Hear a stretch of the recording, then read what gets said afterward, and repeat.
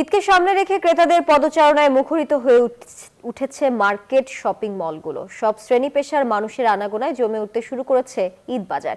এবছর পণ্যের দাম নিয়ে ক্রেতাদের মাঝে কিছুটা হতাশা থাকলেও শেষ দিকে জমজমাট ব্যবসার প্রত্যাশা ব্যবসায়ীদের।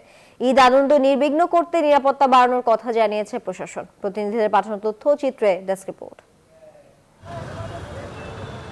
দুয়ারে নাড়ছে ঈদুল ফিতর। ঈদকে কেন্দ্র করে ধনী গরিব সবাই কেনাকাটা নিয়ে ব্যস্ত। সিলেটের অভিজাত শপিং মল কিংবা সাদামাটা দোকানপাট, সব জায়গায় ব্যস্ততা। শপিং মলগুলোতে দেখা যাচ্ছে বাহারি সাজসজ্জা। নারী পুরুষ কিংবা শিশু সকলের পোশাক প্রসাধনী বা ফুটওয়্যারের দোকানে হুমড়ি খেয়ে পড়ছেন ক্রেতারা। তবে এবার দাম নিয়ে কিছুটা অসন্তোষ রয়েছে ক্রেতাদের মধ্যে। বাচ্চাদের জন্য টি শার্ট প্যান্ট এগুলাই কিনছি এখন।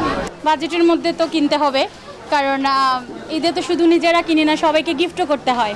ক্রেতাদের ঢল নামলেও বেশি দাম হওয়ায় ক্রেতারা পোশাক কিনতে হিমশিম খাচ্ছেন।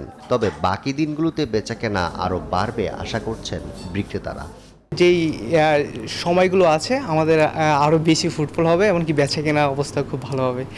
অনেকে বলে পাকিস্তানি, এরকম ভ্যারাইটি ওরা চাচ্ছে। তো মার্কেট বা শপিং মলগুলোতে ভোররাত অবধি ক্রেতার ভিড় থাকায় সার্বিক নিরাপত্তা জোরদার করেছে প্রশাসন।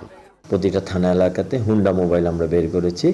এই প্রতিটা হুন্ডাতে দুজন করে তারা থাকে। তারা প্রতিটা মার্কেটগুলো এবং ব্যবসায়িক কেন্দ্রগুলো, বিশেষ করে ব্যাংকগুলোতে, জানেন আপনারা যে তখন আর্থিক লেনদেনটা খুব বেশি হয়, তাই ব্যাংকগুলোতে আমাদের নজরদারি রেখেছি।